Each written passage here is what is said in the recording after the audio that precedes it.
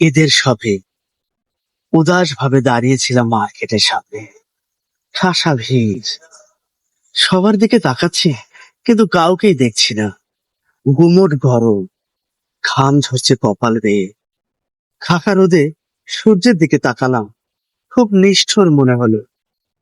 একটি মেয়ে খুব তাচ্ছিল্য করে হাঁটছে, ফুলের দোকানে গিয়ে গোলাপ নেড়ে ছেড়ে নাকের কাছে নিয়ে আবার রেখে দিল। মনে হলো দরকার নেই।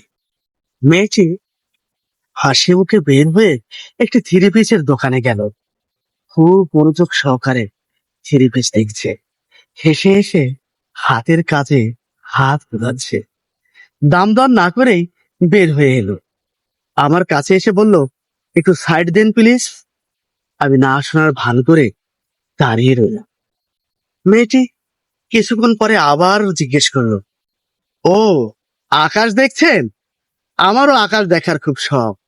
ওই যে দূর আকাশে নীল খয়েরি এক টুকরো মেঘ দেখতে পাচ্ছেন? ওরকম একটা থ্রি পিস পছন্দ করেছিলাম, কিনিনি। জানেন, আমার পছন্দের জিনিসগুলো আমি ব্যবহার করি না, মনের মধ্যে রেখে দেই।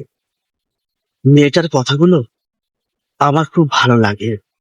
আমি পিছনে তাকালাম। মেয়েটি একটি সরু গলি দিয়ে ঢুকে গেল। আমি মেয়েটির পিছু নিলাম। ভিড়ের মধ্যে মেয়েটি হারিয়ে গেল। আমি খুঁজে পেলাম না, কিন্তু মেয়েটির কথা আমার হৃদয়ে গেঁথে গেল।